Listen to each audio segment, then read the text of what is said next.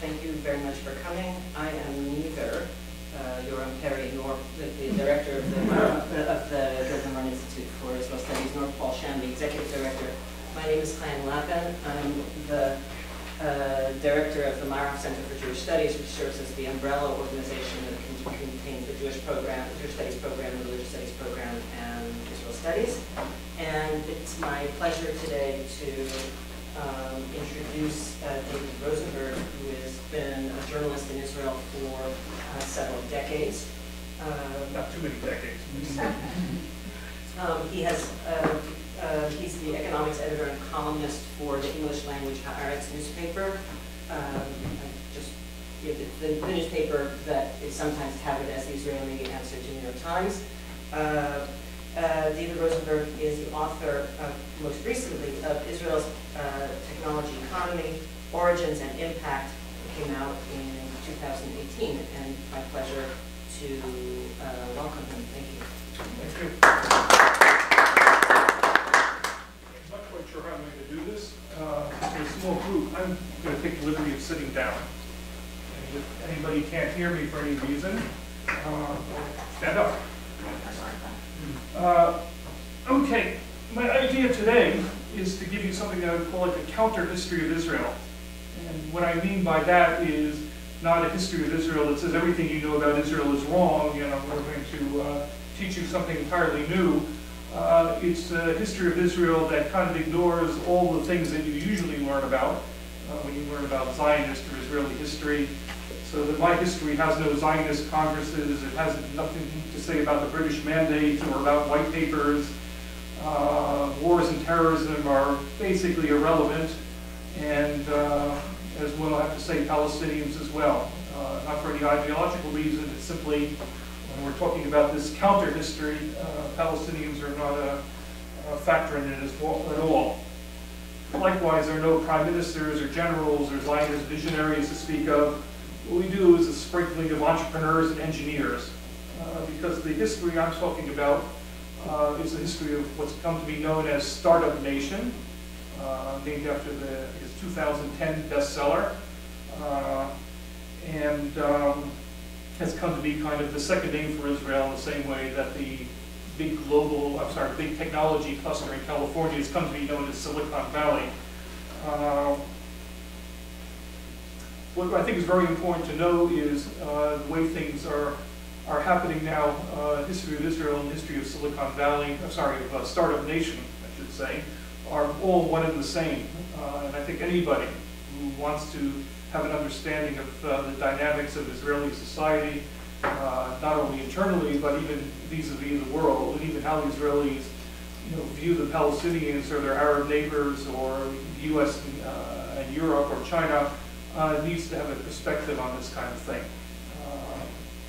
It's something that I think, unfortunately, say from my many years writing about economics and technology in Israel, tends to be ignored by people to focus on issues like religion and state, of course the Palestinians, the settlements, the boycott movement, and so forth. But if you're actually in Israel, and in places like Tel Aviv or the perspective is very, very different, for better or for worse. The other important thing about my counter history is that I'm not going to deal very much with the issue of who started up which company and who had this great technology or innovation. Whether we're talking about the first internet chat, which was developed in Israel, or drip irrigation, or drones. I have to say that in terms of technology, I'm a bit of a primitive. I don't have great insights on the world of technology itself. Insights I have had have almost all been faulty over the years. What I am going to talk about is the startup or phenomenon, or the technology phenomenon, or the innovation phenomenon in terms of Israeli society. Okay? In other words, about the people, about their behaviors, their attitudes, how they look at life, or even ideology. And that's, I think, the taking off point and the conclusion of all of this. Okay, so there we are. It's not only that question about what Israel looks like and what it is as a country, what it is as a society. I think it also has a lot to say about the world in general. We've reached an era, in case anybody hasn't noticed, where technology has come to infiltrate almost every aspect of life. The way you consume media now is electronic. The way you go shopping is online. The way you relate to friends on an interpersonal level is now through Facebook. And we're only at the starting of this process. In a few years, you'll get into your car and somebody else, a machine will be driving it, basically. It's very hard to overstate the importance of this in terms of not just people's daily lives or about business, but just in general in terms about how the world order is developing. I'll talk a little bit more about that in a little while, but let's say in very short, that in the 20th century, or very briefly in the 20th century, what really counted if you wanted to be an economic or military power was whether you had industry, whether you could make steel or automobiles, electronics as time went on, and so forth. In the 21st century, I wouldn't discount all of that, but what really counts is your ability as a society and as a country to lead innovation. Innovation is such a dynamic process now that there's no conceivable way that any country can say, well, we make manufactured PCs, or we're home to e-commerce site, or we have an apps industry and sit on their laurels. It's such a dynamic sector that phenomenon, I should say, that countries are constantly rushing to catch up, or at least and stay ahead. Just parenthetically, the trade wars now between China and the United States, I think most people look at it as an issue of, first of all, America's enormous trade gap with China, and maybe secondarily the issue about Chinese quote-unquote stealing American technology. I would turn it the other way around, and I think that's how the Trump White House looks at it, even if they're not very good about articulating it, and that the real issue is who in the 21st century is going to be the global technology leader, because that's where all the power is going to lie. And that's going to be far more important than who's making sweaters and manufacturing automobiles. Anyhow, getting back to Israel,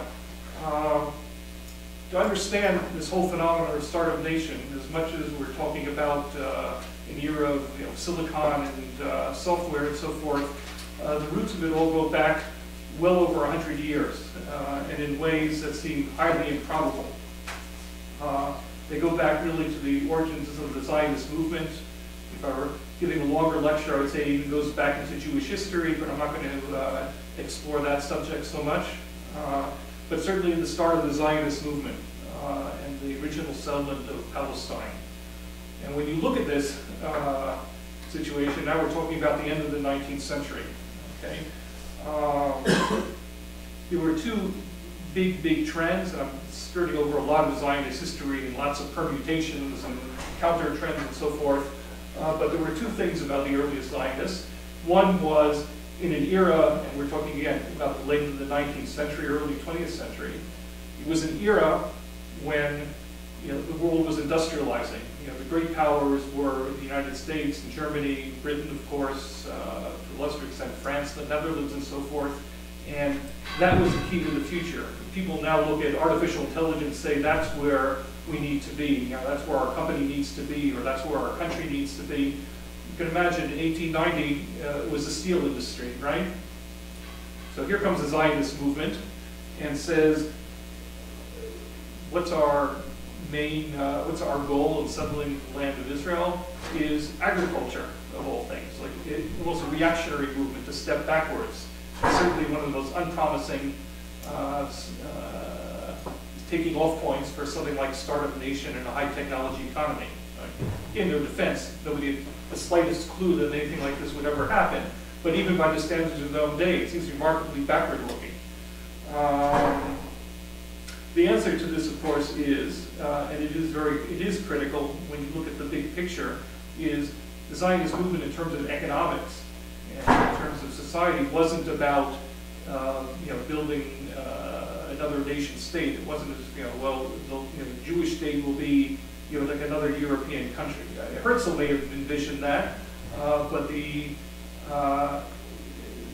people who became the leaders of the Yishuv, the Jewish settlement in Palestine, and the Zionist movement had much, much bigger goals in mind. And in that context, one of them was to make the Jews into normal people who would be productive members of society and create a productive country.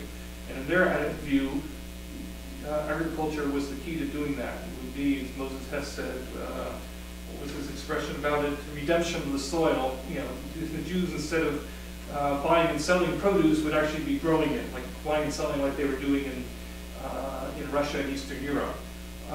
So that was the goal, although it was entirely antithetical to anything that would lead later to the whole technology phenomenon. I should say, jumping a couple of decades ahead, or not even a couple of decades ahead, very early on, the whole agricultural drive was connected with technology. A lot of Israeli advances started in the farm field, not in the factory or in the laboratory. The most obvious one is drip irrigation and plastic hothouses and so forth, and even today, a lot of the pioneering work done with drones and so forth in agriculture is being done in Israel. But again, we're a long way away from that in this stage in our history. Okay, so one aspect of Zionism is very backward-oriented, or seemingly so. The other aspect is very future-oriented, certainly from the perspective of the people who were living at the time. We're talking about an era when Marxism and socialism was considered the wave of the future. The Russian Revolution hadn't happened yet, but certainly there was a lot of talk in the air about how to solve the fundamental problems of industrial capitalism. And for many people, it was either some version of socialism or Marxism or anarchism. And the early Zionists who came, we're talking about the second and third Aliyah, came with those ideas as well. Okay. Now, I guess you could say pretty much the same thing at the time. We're talking about the turn of the last century. Socialism was supposedly the wave of the future. If you look at the perspective of 2018 or 1990 for that matter, it seems like the most unpromising start to a high technology society, okay? Because the real experience of socialist economies when they came to fruition after the Russian Revolution and so forth certainly wasn't in terms of advanced technology. That was simply not the way things went. In fact, the problem of socialism was quite serious for the early Zionist movement. Lenin had this problem as well in Russia. In other words, he wanted to lead a revolution. And the problem is in Russia, there was barely any industrial proletariat, and so he rewrote Marx to accommodate the needs of Russia on the eve of the revolution. In Palestine in the 1920s, the answer of the Zionist movement, or Zionist socialists, or labor Zionists, was to create an industry.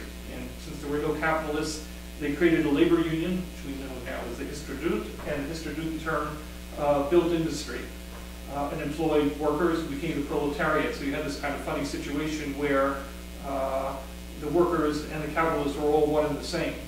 But that was the model in any case.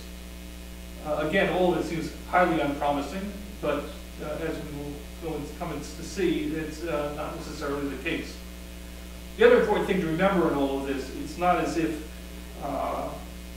capitalism was a dead institution in Yishuv during these years. It wasn't like the Soviet Union or, for that matter, communist China, where all vestiges of free enterprise disappeared.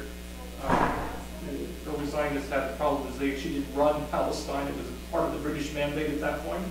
And the fact is, a lot of the Jews who were immigrating to Israel in the 1920s and 1930s were themselves capitalists. You had basically Polish merchants who came in the 1920s to escape anti-Semitism in Poland, and you had German Jews who were much more sophisticated business people coming in the 1930s. I just want to do this for my personal timing. Coming in the 1930s Likewise with business experience, and in many cases, because the Nazis wouldn't let them take out money, came with capital assets, machinery, and so forth, to start businesses. So you had a funny situation is the official, by the 1930s, certainly the official Zionist ideology in Palestine was, agriculture first, and the epitome of that was the kibbutz and the moshav, collective settlements, and socialism as the dominant institution. Although side by side you had a big capitalist economy. In fact, some researchers say that the capitalist economy was much, much bigger than the socialist economy, but was ignored simply because that was not the official position. That's not where Israel was supposed to be going. So your question is, all right, 1948 comes, there's a new state of Israel. The government's, again, official position is, we're agriculture first, socialism is the economic model. It was never quite that way, even when Israel was independent and could make its own decisions, partly because, without getting into too much economic history, you couldn't possibly employ that many people in agriculture. Israel is a tiny country. Agriculture is not an industry that employs a lot of people unless they're peasants and poor. And so very quickly the agriculture tendency was dropped. And likewise, the socialist tendency was compromised by the needs of encouraging foreign investment and so forth. In any case, you look at Israel in 1948, certainly in the 1950s, and you're saying, so how would, in the space of less than half a century, Israel evolve into a startup nation? Okay? And the answer, from my research, I think, is that there were other processes happening, a lot of them under the radar. In other words, somebody looking at Israeli or society or the Yishuv, 80 years ago would not have detected any of these things, but they were critical and critical to Israel's future development. And anybody who's looking at the whole high-tech phenomenon, just not in terms of how it happened in Israel, but how it might happen in their own countries, should be looking at the same thing. So the first thing is education. The labor Zionist movement may imagine the Jewish state as this proletarian paradise, collective farmers and industrial workers, but the fact is the leaders could never quite shake off, I think, what they call their Jewish heritage of scholarship and learning. And you have this kind of mythology of after a day in the farm field, the fields of the kibbutz, they'd come at night around the campfire and discuss, read poetry and discuss philosophy. And I don't know how true a lot of this is, but the fact of the matter is, it certainly wasn't too far off the mark. If you were looking, well, I won't go into any other comparisons. If you look at somebody like, classic is David Ben-Gurion, the leader of the Yishuv, certainly from the 1930s on, Israel's first prime minister, and in effect our George Washington. He arrived in Palestine in 1906, perfect example of the first aliyah, of people who were dedicated as much to Zionism as to socialism. He worked picking oranges for a while, then he lived on a kibbutz. But he also had studied at the University of Warsaw and later got a law degree from the University of Istanbul. Likewise, A.D. Gordon, who was the great philosopher of the kibbutz movement, also worked as a hired farmhand and also wrote philosophy at night. How typical that is, I don't know, but I think it says something about the leadership of the movement that for all their pretense of labor and hard work and redeeming the soil, they also like reading books. And I think that had a huge effect on the development of Israeli society. And more than that, I would also add that it wasn't just on the level of people, individual people saying, yes, I may be picking oranges, but I also have a degree. There was, on the official level, also a huge drive towards education. The first instance, of course, is the founding of the Technion, which is Israel's equivalent of MIT, already in 1912. Now, in 1912, there were about 50,000 Jews in Palestine. There wasn't a huge demand for engineers, by any means, exaggeration. There's 50,000 people, is about as many people as now study at Tel Aviv University. The idea that you would have a university at that point kind of begs the imagination, but that was an important part of the whole Zionist enterprise, and it wasn't the only one. The Weizmann Institute, what we know now as the Weizmann Institute, followed in the 1920s, Hebrew University first in the 1920s, and then the Weizmann Institute. So that by 1948, in the era, most people did not attend university, and Israel's, Palestine's Jewish population was tiny. There were already 3 reasonably decent institutions of higher education.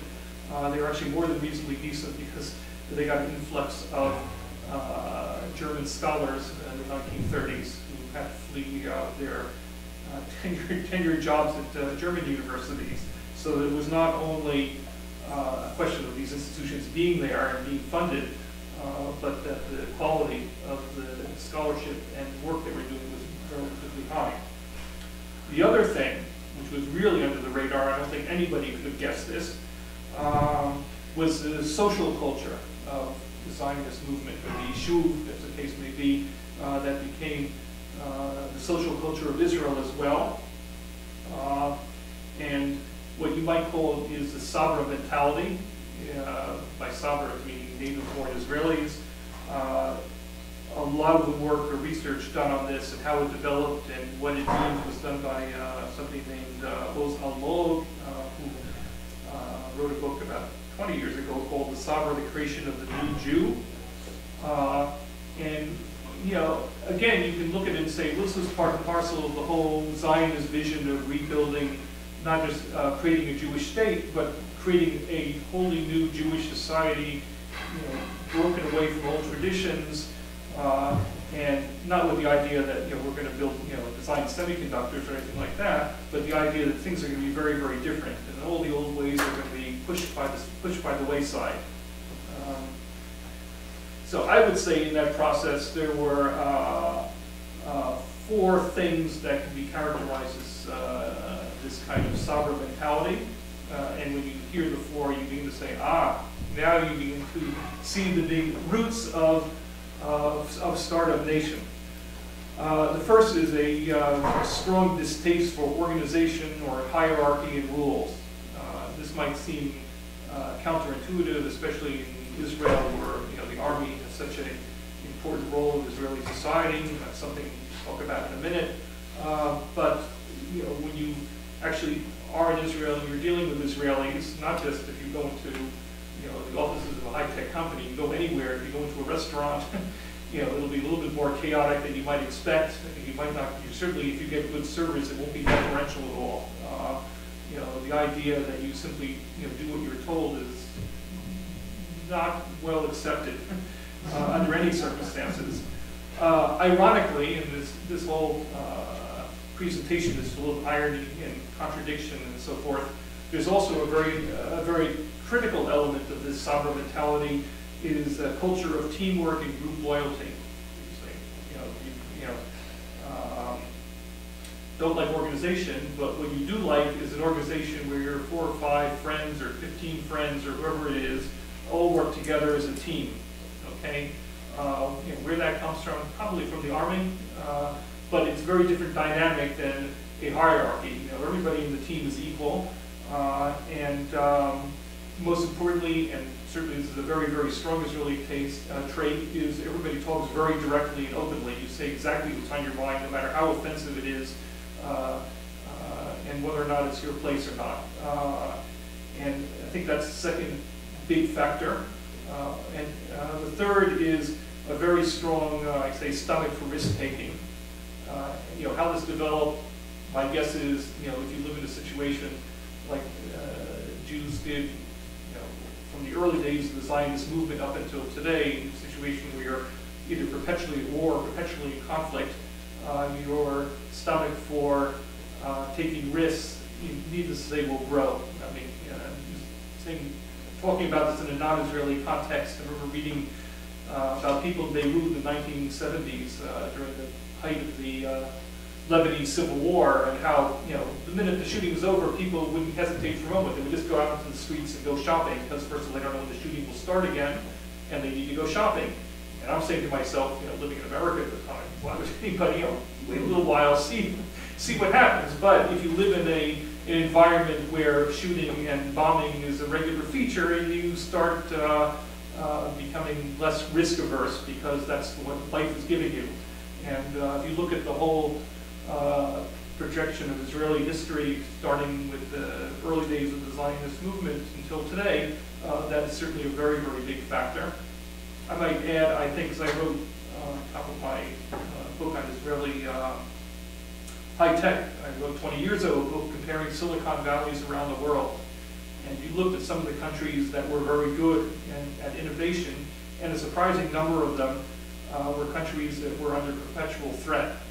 One of them being Finland, which throughout the Cold War was on the border of the Soviet Union and had to constantly watch its actions in order not to offend Moscow. They, of course, had the memory of the war with Russia during the Second World War. Another example was Taiwan, which had faced the same kind of threats from China. And the third one was Singapore, which was under threat from Malaysia constantly. I don't think any of them had nearly the same threat level that Israel experiences, but you can see a common thread in all of this kind of thing. So again, that's trait number 3 as far as the sovereign mentality goes. And the fourth one is an orientation towards problem solving and completing tasks. So everybody does that. I would say there's a significant difference in the Israeli attitude. On the one hand, Israelis don't like organization. So if you ask them, and I don't want to deal too strongly in national stereotypes, if you ask Israelis to operate a system requires, you do process A, B, C, and D, and if D has 2 options, you do those and so forth. And if there's a problem, you turn to your boss and ask him what you should do. Israelis are not very good at that because they don't like organization, they don't like hierarchy, they don't like to be told what to do. Okay. On the other hand, if, and we'll put this in an army context, the commander says we need to take this hill. How are we going to do it? Okay, and then the unit will figure out how to do it. It might be a lot of back and forth and discussion about it, but not waiting to hear what the commander says about how. It's a very, very different kind of way of doing things. And in the startup environment, that's basically how things are done. I think there's a little bit of a myth. I'm not sure how much is left of it. The idea of the lonely genius sitting in front of his computer or in his laboratory and devising the next Facebook or self-driving car. Maybe at some point in the 18th or 19th century that's how things worked. But the reality is technology as it develops in the real world now is, first of all, very, very interdisciplinary. You need a huge amount of expertise on multiple subjects. Most things are developed by teams of people. And there's really strength in this thing about teamwork and problem solving is a huge, huge asset in terms of startup companies. Probably more than how the quality engineering degree that somebody has. I ask a question, Yeah. and that is in terms of when you take risks, there has to be room for failure. Yeah. I mean, I know that in our society. Yeah. What is the tolerance for failure in this?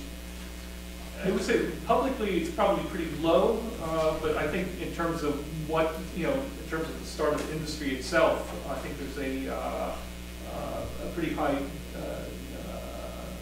bar for it. I think people understand it, especially in Israel now where high tech, where technology is now considered the national industry. People understand, even the average Israeli who's not involved in it understands the dynamics. It's not like even opening a restaurant is very risky. But that's the way things go. And you have serial entrepreneurs, who had one success, then 2 failures, and then go on to a 4th success. And that's not held against them. I think that's just considered the way of doing business. So I think there's a big element of that.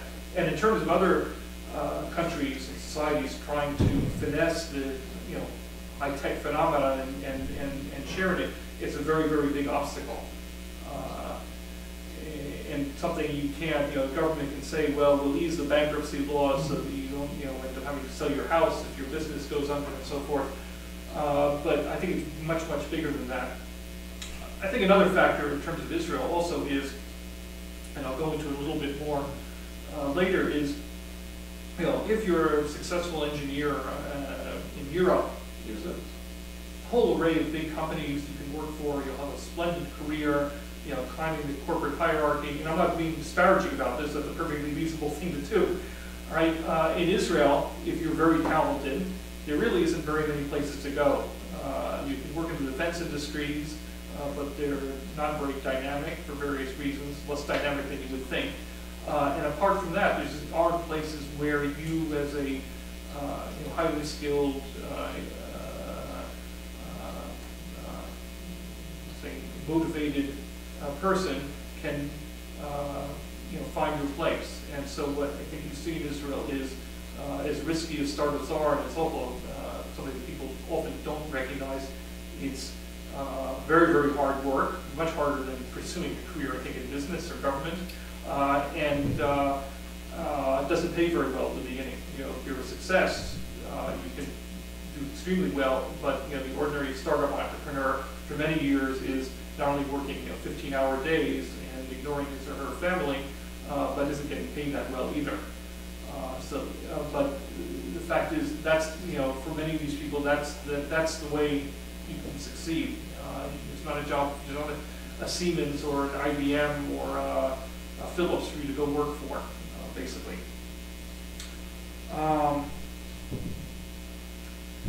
As I mentioned about these Sabra values before, the question is, so how did these, you know, how did this all happen?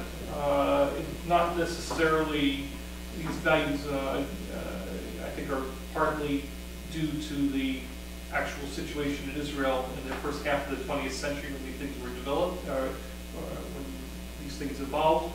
There's probably some Jewish element to it as well, but I don't think it's very, very strong. I don't think among, say, American Jews you necessarily see quite the same tendencies. However it happened, it was a grassroots phenomenon. It wasn't part of the official, at least at the beginning, you know, Zionist ideology. It's not as if in the youth movements they, you know, taught people, or in the schools taught young Israelis, this is how you have to act and behave. It really was something that came from bottom up, so to speak. It was transmitted through the Palmach, which was the pre-state militia, or elite militia. And a lot of these values were what we call Palmach values originally. And then from the Palmach, they were transmitted to the Israeli army. A lot of the commanders of the Palmach after 1948 became commanders of the Israeli army. And those values ended up being the values of the army. And they say a lot of that seems, again, totally counterintuitive. Armies are about exactly the opposite of all of these things. Is, okay, maybe some teamwork and, you know, group loyalty and some risk-taking, but certainly armies work on hierarchy and organization and so forth. You know, I'm not going to pretend that the Israeli army is some love fest where everybody does what they feel like, but I think if you were to look at it very closely and compare it to other military forces, the level of hierarchy and discipline is relatively relaxed. You know, statistically, you can show it. There was one study about the number of enlisted men to officers in the Israeli army, and the ratio is quite low, meaning, you know, each enlisted man is not being that closely supervised. I can also tell, not so much from my own army experience, which was very limited, but from my children and stepchildren and their stories about how things operate. You can see how certain values are transmitted. Again, a lot of it under the radar. One story that my stepson, who's actually in the Air Force, is telling about his training. They're listening to a recording of a helicopter crew that is trying to fly into, I think it was Beirut, somewhere in Lebanon. This is probably going back to the 1980s, early 1990s. There's a ground unit was supposed to be doing some kind of operation. It was ambushed, and they're trapped. And the helicopter is supposed to come in and rescue them. Of course, the helicopter comes in and comes under fire as well. And then you hear the recording, this at the time was all taped, and the commander back in probably Tel Aviv in the Kiryat saying, you know, pull back, there's nothing we can do, you know, the helicopter's can't go in, we're going to have to abandon the unit. It was was there, at least for the time being. And the commander of the helicopter, rather than obeying orders, simply says, "I can't hear you, what is that?" And then proceeds to go back in again and try to stage the rescue. And meantime, the commander back to he was saying, "I'm telling you, pull back, you can't do it." And the helicopter, rather than saying, "I'm not listening to you," says, "I can't hear you." Right? And what are you saying? Result was, it was a happy ending. The helicopter commander was correct. They rescued the unit. And so you would say, okay, so what's the upshot of all of this? The next day, I think in a lot of armies, the commander, even the helicopter commander, would have been in some degree of trouble. He may have been a hero for pulling it off, but he didn't obey orders. And nobody really, I think, in retrospect, believed he didn't hear it. He simply decided to take his own initiative. And as my stepson says, so 20 years later, you have a bunch of new recruits in the Air Force, and they're listening to this tape, and the lesson they're supposed to be learning from it is, you can do something like that, which is unusual. You might have armies that say, okay, under certain circumstances, that might happen, but to use that as an example of how you should behave is very, very unusual. But I think that kind of typifies, in many respects, the Sabra values that the Army passes along. Now, what's very important in the Israeli context of all of this is how the Army can do this. It's the great teacher of Israelis. There's a whole long, great discussions about first of all, there should be a draft at all, and how many Israelis actually serve in the Army and so forth. I'm not going to get involved in all of that, but the fact of the matter is, the great majority of relevant, and I emphasize the word relevant, 18-year-olds, boys and girls, are in the Army, and they go through basic training. When I say relevant, I mean Israeli Arabs are not drafted at all. Most ultra-Orthodox Jews are not drafted either, okay? But in the core of Israeli society, which are secular, modern Orthodox Jews, the great, great majority of them do. So you have a situation where all these 18-year-olds who are leaving home for the first time are at an age where they're just emerging out of adolescence or childhood. They're very valuable, and the Army works with them, in other words, and has an immense power to influence how people think and act. In the long run, it's about who their social circles are and so forth. And the fact is, in Israel, the great, what would you call it, garden for future high-tech entrepreneurs isn't the Technion or Tel Aviv University. It is to a degree, but the real place is in the Army, and particularly the Army intelligence units. Okay, the most famous one being what's known as 8200, which is the unit responsible, among other things, developing high-tech solutions to intelligence, cyber warfare, and so forth. I'm not sure about my time here. And that's not a coincidence. It's not simply, this old boys network of people who work in the Army together. It was very much about the Army experience itself. And also, which I won't get into so much about Army training. And so I would say anybody who wants to understand, the whole startup nation should go back and look at the Army, and not only how the Army operates, how it trains people, what its values are, and so forth. And you'll learn, I'd say, not only about startup nation, but you'll learn almost everything you need to know about Israel just from that one experience, or from that one angle.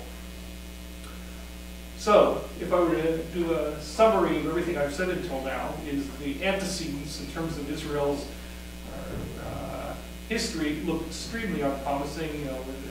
With leaders who looked at farming and socialism as a future of the country, but at the same time, there was these other trends running side by side of emphasis on education, and most importantly of all, these Sabra values. Okay, now it's all very nice and good. We're still 1950, 1960. How are these values being exercised in wider society? So I think what really happened was, the world in Israel wasn't ready for it yet. So that these traits and education and universities and so forth that were there, those resources were dedicated to defense. In other words, the Army became, as it is today, fighting force that I think is envied around the world, because the best and the brightest, that's where they went. Later in the process, the defense industry, which is very much geared towards high technology for very good reasons, became another outlet for those best and brightest and for those values. But that's where it stood. The idea that, in 1960 or 1970 or even 1980, that somebody would start up a high-tech company was just a non-starter. No pun intended. It wasn't possible. There was nothing in the world like that. There was no demand for it, and so forth. So what happened? So you have this one trend of Israel, a society ready for the whole startup phenomenon, but the world wasn't quite ready yet. So I think there were three things that happened, or three catalysts for this process. One is something that's familiar to everybody, which is the rise of the internet, basically in the 1990s. And what does that mean exactly? All of a sudden, there's demand for all kinds of new technologies, not just simply in terms of fiber optic, like the actual nuts and bolts of the internet, but as we can see now, Facebook's phenomenon of the internet. Even now, we're talking about self-driving cars. The fundamental technology requires that there be a broadband wireless network that can operate these things, so that whole industries that didn't exist within the space of a decade were now very, very important. Nobody had any particular advantage. In other words, who were the big technology firms at the time? IBM, General Electric, Lucent, and so forth. They didn't have much of an advantage, really, in terms of these things, because they were wholly new technologies. And then secondly, the pace of development was so rapid that for a big, clunking multinational to try to lead the way was almost impossible. The classic example, since taken aside about, since he died yesterday, Paul Allen, the founder of Microsoft, right? So here we're talking about that in 1984, I think.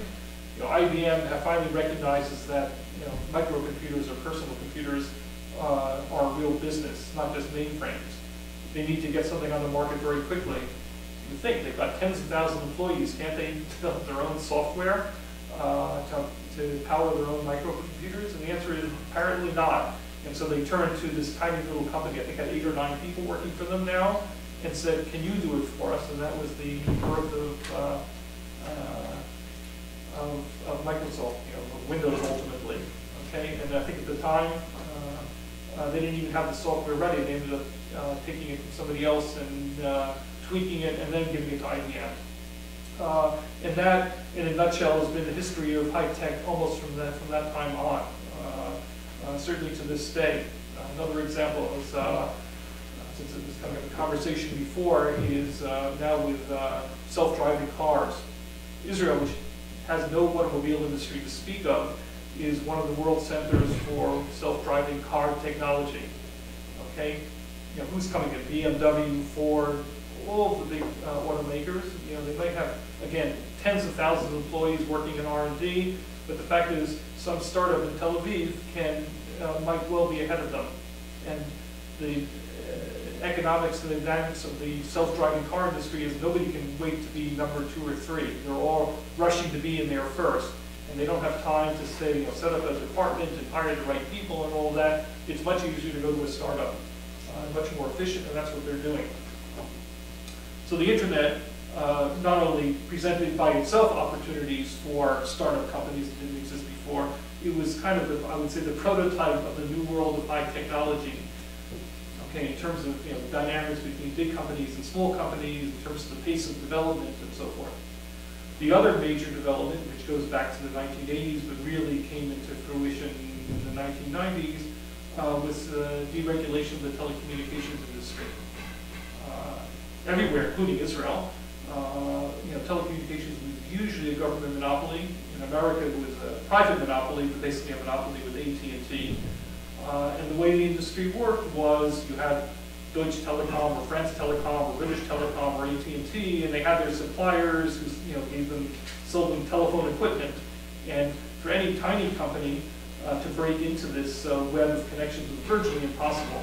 I remember interviewing one of the founders of a company, an Israeli startup called ECI Telecom, and in those trials and tribulations, they had a perfectly good way of doubling the capacity of old copper cables.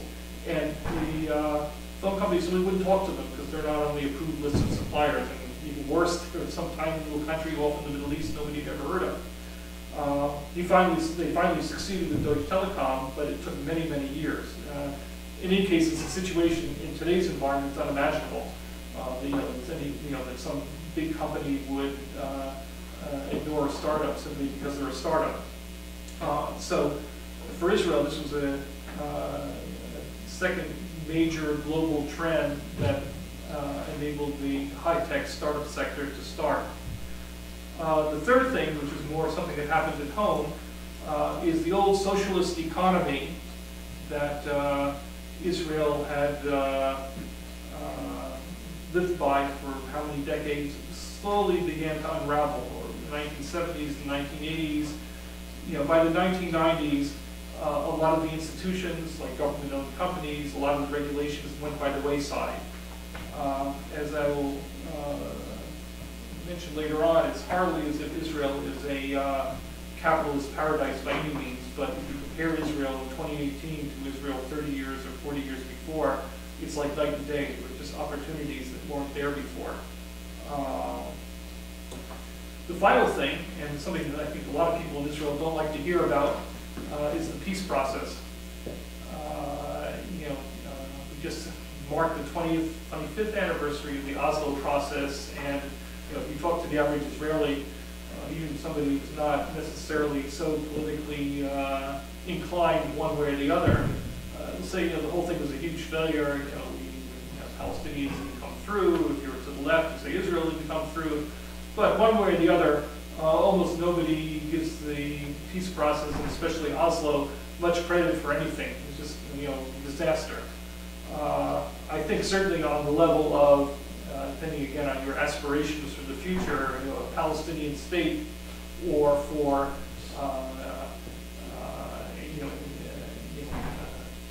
peaceful Middle East, it clearly was not a great success at all. But I think for Israel, it was very, very critical in terms of its image, that finally Israeli leaders were saying, yes, we want to put an end to this dispute, and we're willing to negotiate it. And even if it turned out 25 years later, we're still negotiating it. The fact is that changed the world's attitude towards Israel. Other things are happening at the same time. The end of the Cold War all of a sudden opened up large parts of the world to Israel that didn't exist before. China didn't have diplomatic relations until 1992. Countries like India and Turkey did, but they were on such a low level as if they didn't exist at all. So a lot of factors were involved in this, but certainly the peace process, I would argue, not only enhanced Israel's image, but practically speaking, and this is a very, very important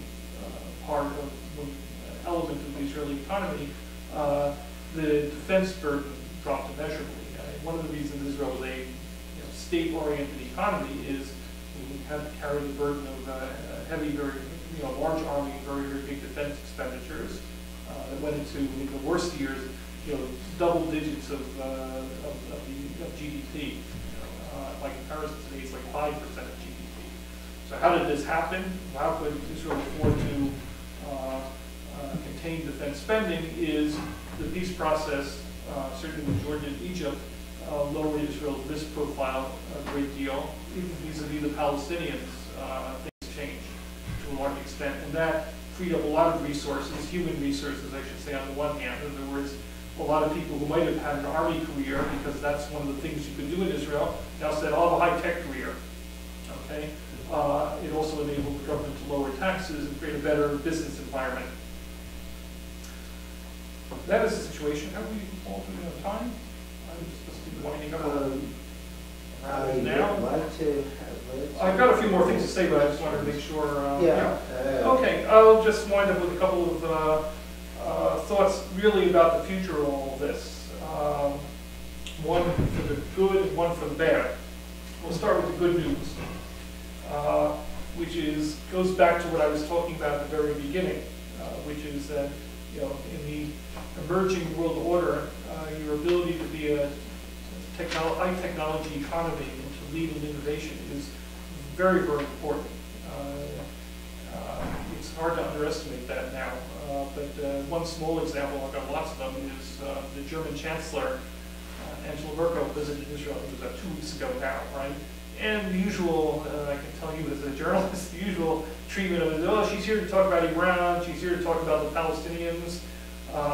The fact is, she was there for those things as well, but if you look carefully, what she was really in Israel for was to talk about high technology, because that's what really interests her, okay? As in, parenthetically, she had a bit of an embarrassing, well, Me Too moment, but she certainly had an embarrassing moment where she was posing for a group photograph with a 25 or so Israeli high-tech executives, and when the print photo was released, it showed Angela Merkel, one woman with 25 men, and so there was lots of apologies and protests and so forth. But irrespective, the point was that's who she posed with in any case, and not because she wanted to be surrounded by men, but she did want to be surrounded by startup and high-tech CEOs. So you ask yourself, what country is Germany? It's a great industrial power, the economy is thriving. What do they really care about, some tiny little country on the wrong side of the Mediterranean? But the fact is, Germany recognizes, as does everybody else who is looking at the big picture, that just because you can produce automobiles doesn't mean you will, in the next generation or even the next quarter generation, produce the next self-driving car. It's not obvious at all. And so she, as a responsible political leader, wants to ensure that German industry has a future. One small example, I did a little bit of research about this. I was curious as to where Germany stood in this kind of high-tech innovation constellation. And interesting enough, a German consulting company did a report on mapping out the world of artificial intelligence, the global world of artificial intelligence. And how they did this is by looking at the number of startup companies in any one country. Artificial intelligence, why that?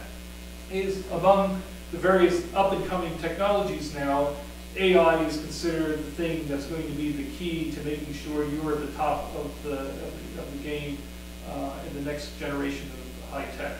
And if you don't have not access to artificial intelligence, if you're not one of the ones leading the whole development, you're going to be in a lot of trouble. It's not something you just buy off the shelf and so forth. So this report said, well, if you look at the number of startups in the world, America is by far the #1 country. There are about 1,300 startups.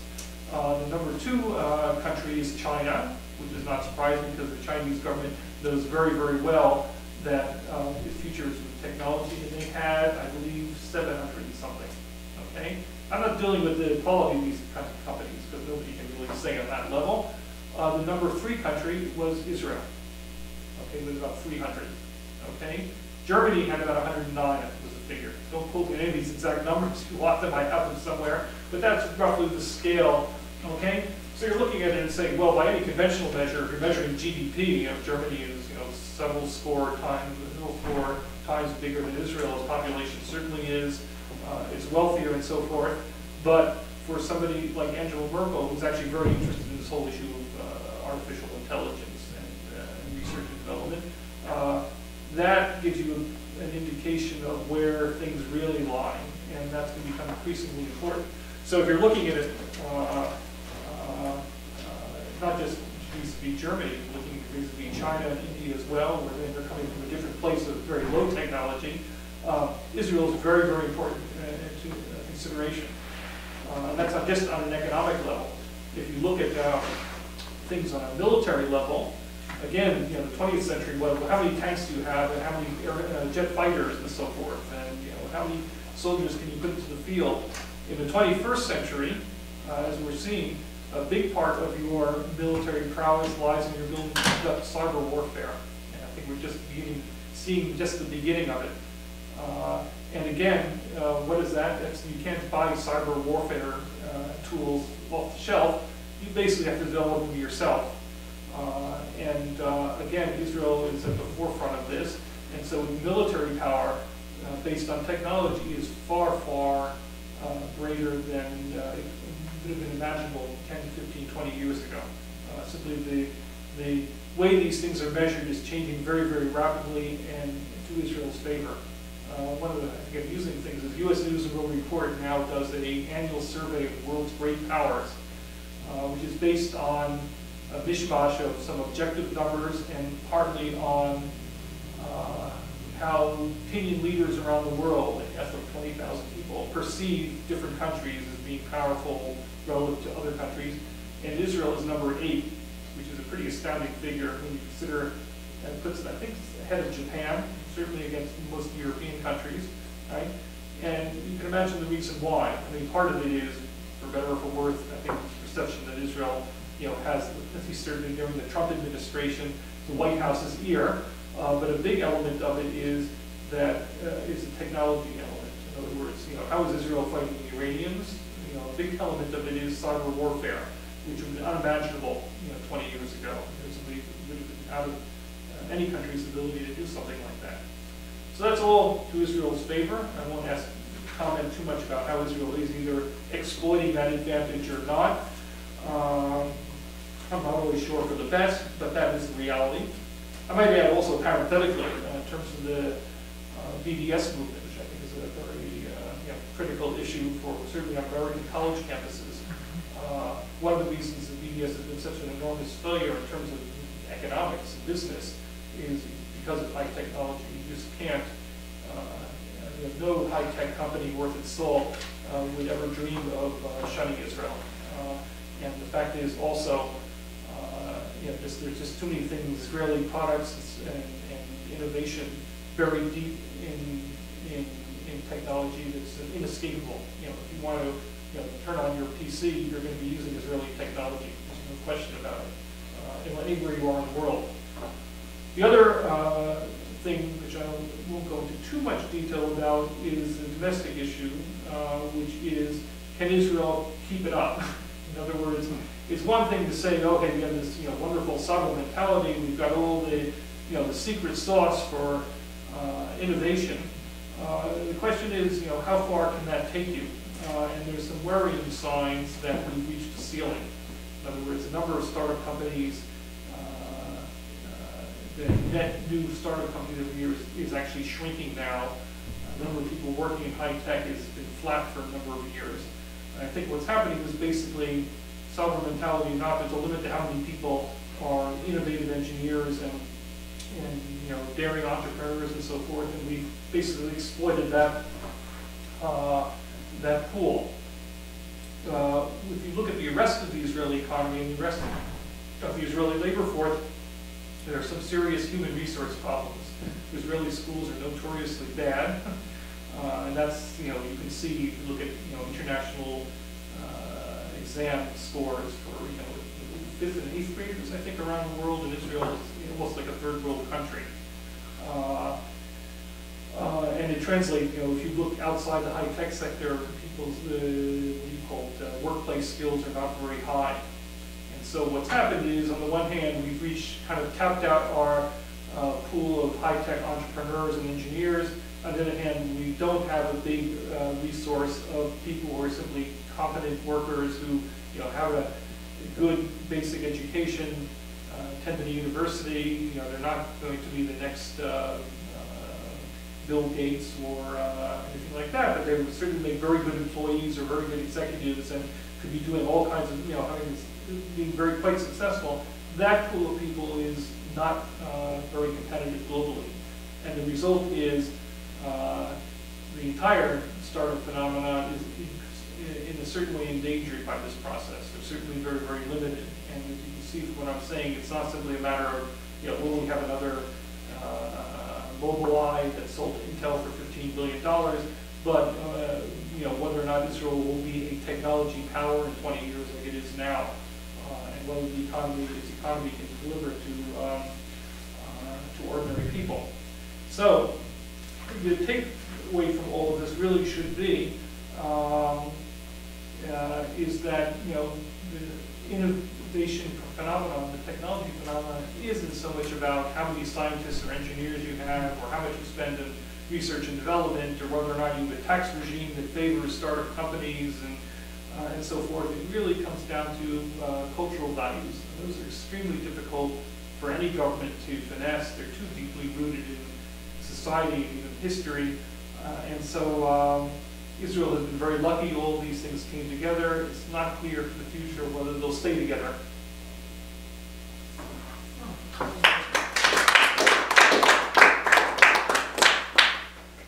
Thank you very much. I'm the head of the Israel Studies. I was teaching until into the lecture.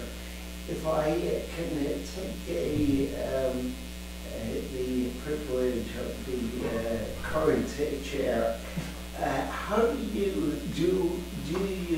differentiate what you're saying from the argument in the Startup Nation?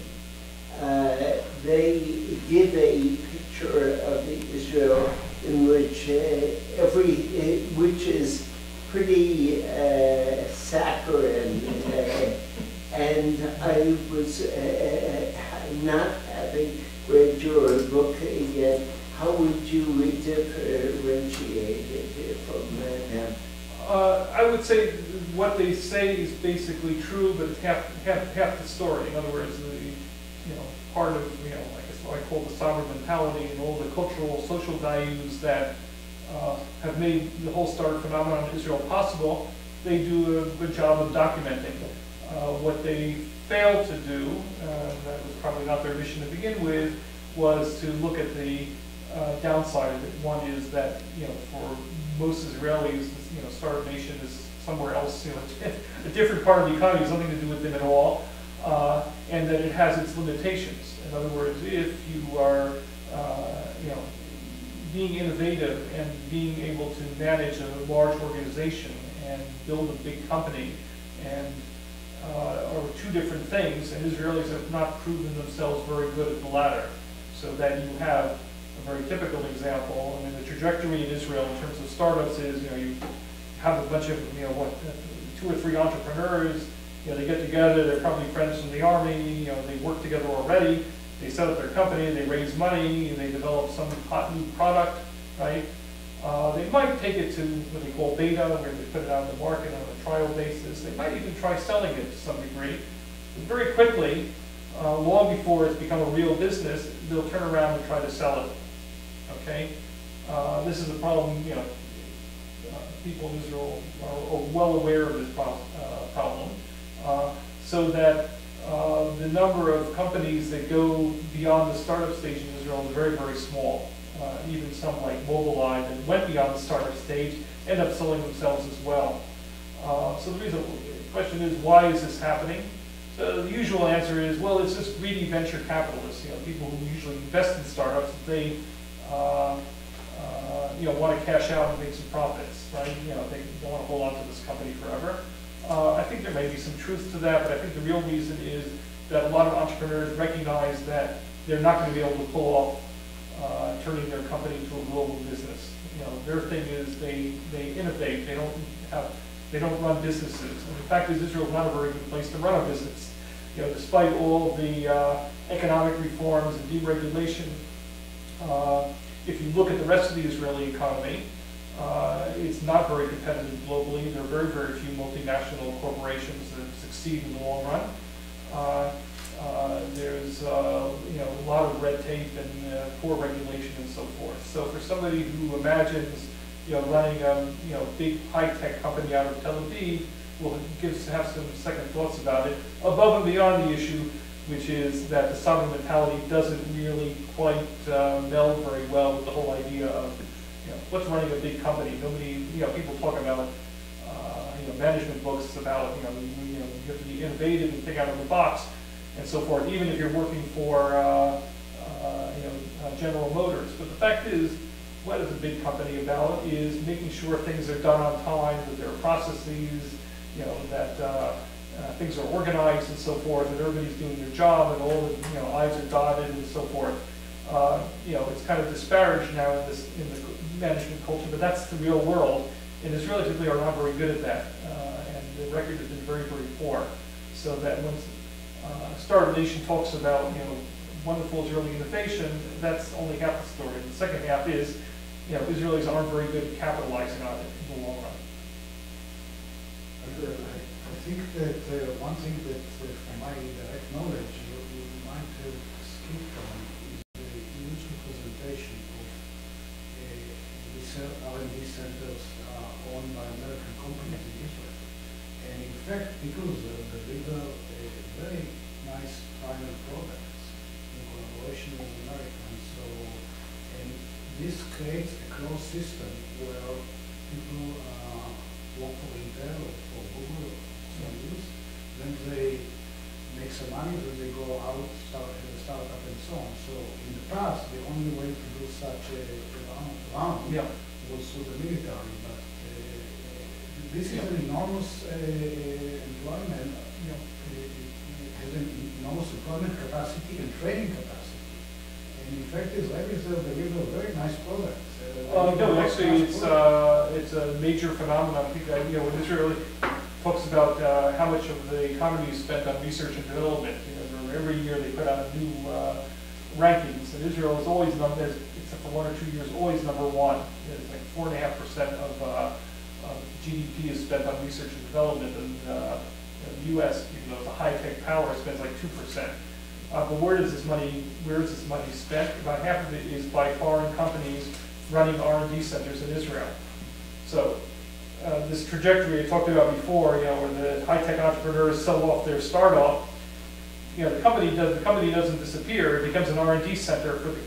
So Apple buys your company, your startup, your Israeli startup, and they don't fire everybody, because the whole thing is the people who are working there is your company now becomes Apple's R&D center in Israel. And this happens sometimes multiple times to the point where some multinationals have multiple R&D centers in Israel. Because each time they buy a company, they set up another R&D center. And the fact is, it's all been quite successful, like 300 or something, 310, I think, R&D centers in Israel. Everybody's trying to get into the game. The plus side, as you correctly pointed out, is it's a very good training ground for Israelis, and it's very, very good employment. I mean, these R&D centers pay very, very well, certainly by Israeli standards. The downside, of course, is that the value added from the R&D, in other words, if the Intel R&D center in Israel develops the next chip, who's making the profits is Intel back in Santa Clara, California, because they're making the chip and selling it. The R&D center doesn't do badly. The employees are all getting paid very well, and the government collects its taxes a certain way. But the fact is, it's not a business. It only kind of exacerbates the whole non-business aspect of Israeli high tech. It's all about thinking and not about doing so much. But you're right. I think the government is actually trying now to encourage companies to do more than simply R&D in Israel. Intel is one rare exception. They not only do research and development, they also manufacture chips in Israel. But that's very, very unusual. Most companies, Google, Microsoft, so forth, you do R&D and that's it. But it's a very, very big phenomenon, and it's got its pluses and minuses. Okay. And even rough estimates on two numbers. The first one, what is the percentage of populations are involved in those companies? And second, what is the percentage of GDP they deliver? The answer is total tech employment is about 8%. It's going up to 10%, but it's about 8 to 10%. And it's been, as I said before, basically stabilized at that level. In terms of exports, it's a little complicated because Israel, like other countries, uses certain categories for high-tech exports. So high-tech accounts for, I think it's now 50% or maybe even more. But you have to bear in mind that definitions include pharmaceuticals, for instance, and Teva, which is an Israeli drug company, is and a very big one, accounts for a lot of that. And the other big factor is Intel, because it produces chips in Israel. If you look at purely Israeli tech exports, it's still very impressive. Tech exports you would normally think of, but not nearly as impressive as it should be because we don't really make very much. And a lot of what we make is considered a service. For example, software is not considered a product, it's considered a service. And certainly in these days when a lot of it's downloaded from the cloud anyhow. So, I think a lot of countries would be envious of these numbers, but considering that Israel is supposed to, be a major tech center, it should be a lot better, and it's not growing. And the rough number is not easy to say of GDP produced. Yeah, again, and also it's a bit of a problem with the definitions also. For example, tech sector consists of things like people who work for cell phone companies, but that's not really high tech. It is, but it's not what you're thinking of when you think of startup nation. You're thinking of some company developing something new, not somebody who's marketing cell phones and things like that. So the numbers are a little bit complicated to come to, but it's certainly not a big portion of the economy. And this is one of my major points of my book, is that the tech industry in Israel, as it's structured, which is basically startups, doesn't create a lot of employment and doesn't have what we call knock-on effects. In other words, if you're producing automobiles, it's not just that you're employing people to make automobiles. You've got people, producing all the components and rubber and steel and plastic and so forth. If you've got 10 guys sitting in the office in downtown Tel Aviv who are developing an app, all they need is takeout pizza. That's basically it. There's not a lot that they're contributing. And I'm not saying what they're doing is bad, but we have to consider the lack of wider repercussions of what they're doing.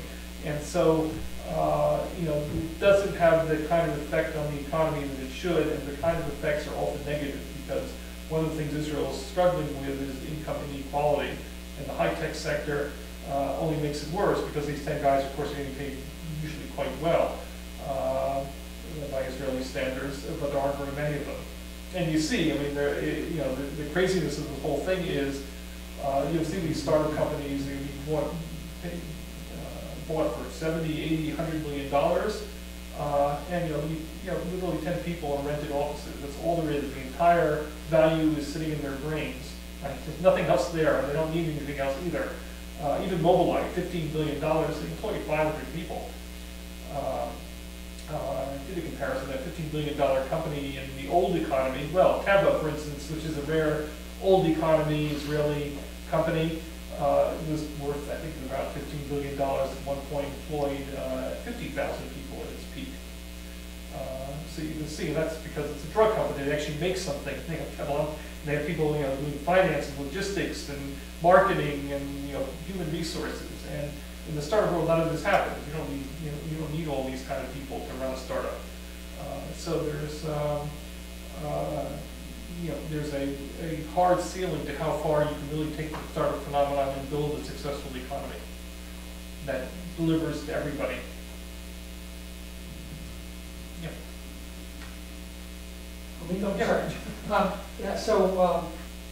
I'm fascinated by the connection between Silicon Valley and Israel. Just an illustration, United Airlines started nonstop service from San Francisco to Tel Aviv.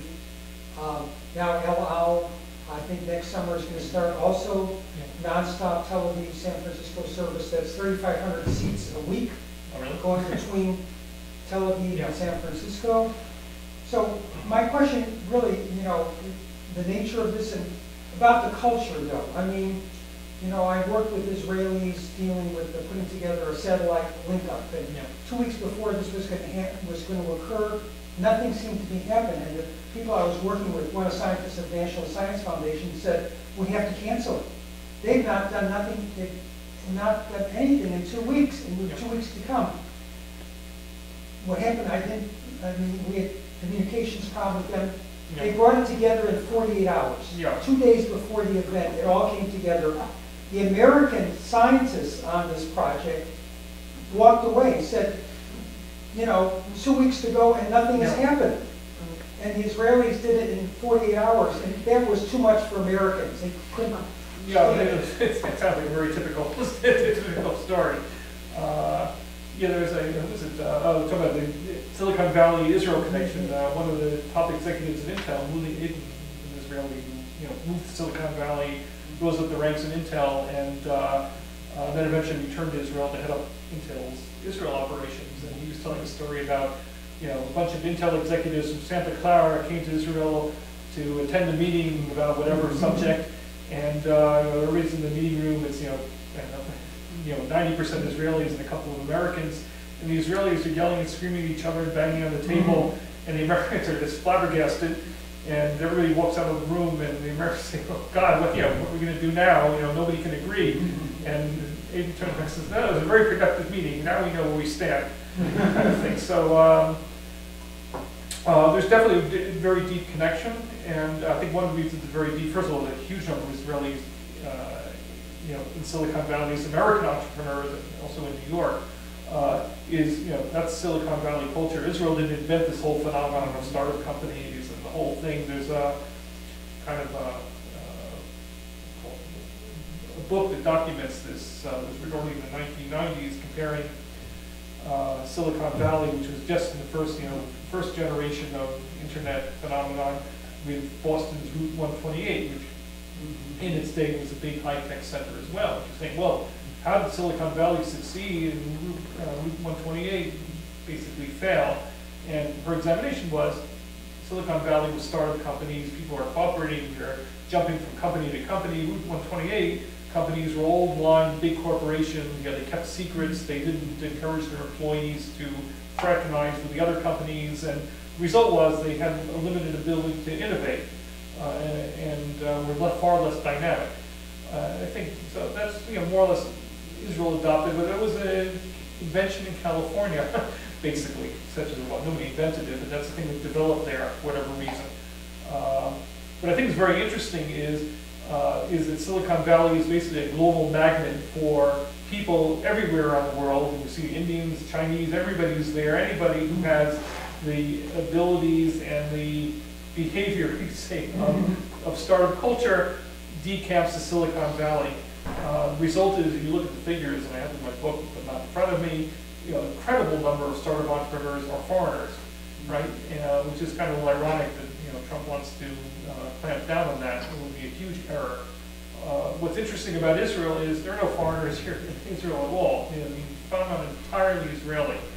And so I look at it and say, what happened is, it's not that people who live in Silicon Valley 30 years ago or 40 years ago had certain values. The fact is, people who had those values all moved to Silicon Valley for whatever reason. Israel's reverse is, that's Israeli society, and the result is everybody in startup nation is Israeli. There are no foreign entrepreneurs at all. And that's a very interesting phenomenon. I don't think that happens anywhere else in the world. In fact, other emerging tech centers like Berlin and London, Singapore as well as doing it in its era, they're all trying to do the same thing. Is they don't expect people in London to have any idea how to start up a company. What they want to do is make themselves a place where anybody from around the world who has those talents will come to London rather than go to Santa Clara. Israel even jumping a little bit on the bandwagon of the fact that they don't need to. That's not really, that's not, and it's probably not going to work anyhow. But so it's an interesting phenomenon as far as that goes. In other words, it was really, I think the values are very much part of American society, but not that universal. In Israel, that's basically how things operate, and explains that fundamental difference. Thank you.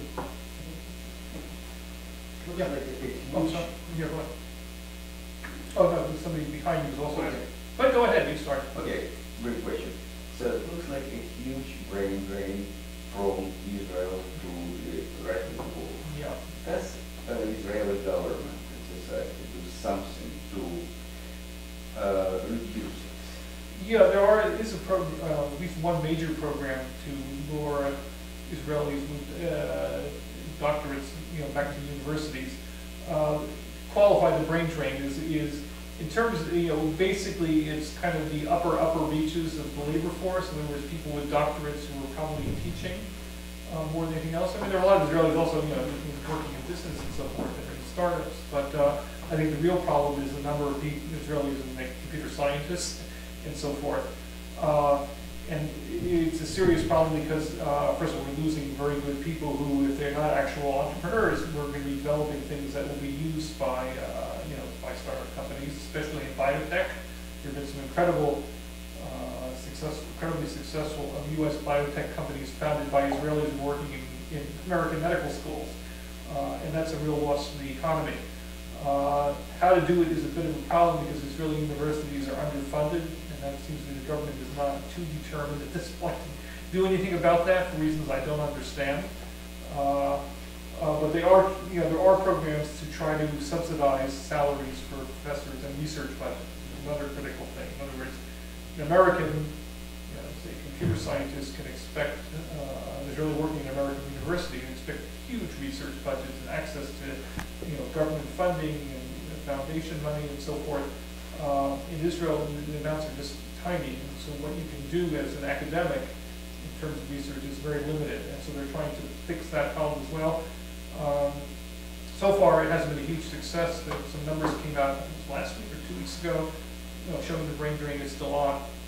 My solution, which is, I don't think the government's really listening to me, but they actually are doing what I recommend in my book, which is to increase the university population, or more importantly, the academic research population in Israel, is to throw open Israeli universities to foreign students.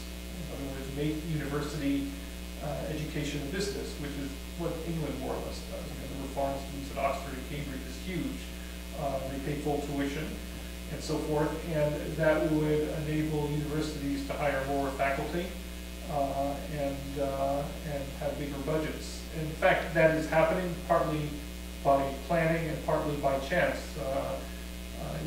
New York is the joint university between Technion and Cornell being developed. In China, they're doing the same thing. So I think it's kind of happening in a kind of slipshod, not slipshod, I should say, in an unplanned way. And now the government has a budget to recruit foreign students to come to Israeli universities. So I think it could happen, and that would solve a good part of the problem. Okay. Yeah. So, like on Israelis entrepreneurs and future employees of startups, there is a big impact by the army and by the service in the army. So is it, do you think it is possible to do that not only in the army but also at the high school level? Or it probably could be. I think it's a serious problem with the schools, is my personal opinion, is that here's an example where Israeli, you've got a big organization, that is the education ministry, and you're kind of lumbering and not very responsive to changes in the field. Plus you have the issue of labor unions for teachers, which are, don't encourage innovation and change. So I think it's possible you could do it on that level. The fact is, I didn't deal as much of this as I would have liked to in terms of the Army's training function is, it makes up for a lot of the school's failures. In other words, when people come in to the Army, they're taught a skill, unless you're in the lowest level reaches of the Army, cleaning something or whatever. But people are learning, software programming, or even how to be a unit commander, or being an intelligence officer. You go through an intense training period, which in itself is very interesting about how they do it, and how it kind of reinforces those same values. In other words, when you learn to be an engineer in 8200, for example, there's no time for theory. They're going to teach you how to be an engineer. You're 18 years old out of high school in the space of a few months. So you're going to learn basically what you need to know in order to do what you need to do. And that, again, is something that fits into the startup mold. You're not going to get a doctorate. You're going to get a VA. You're going to get very mission task-oriented kind of education, very intensely, very quickly.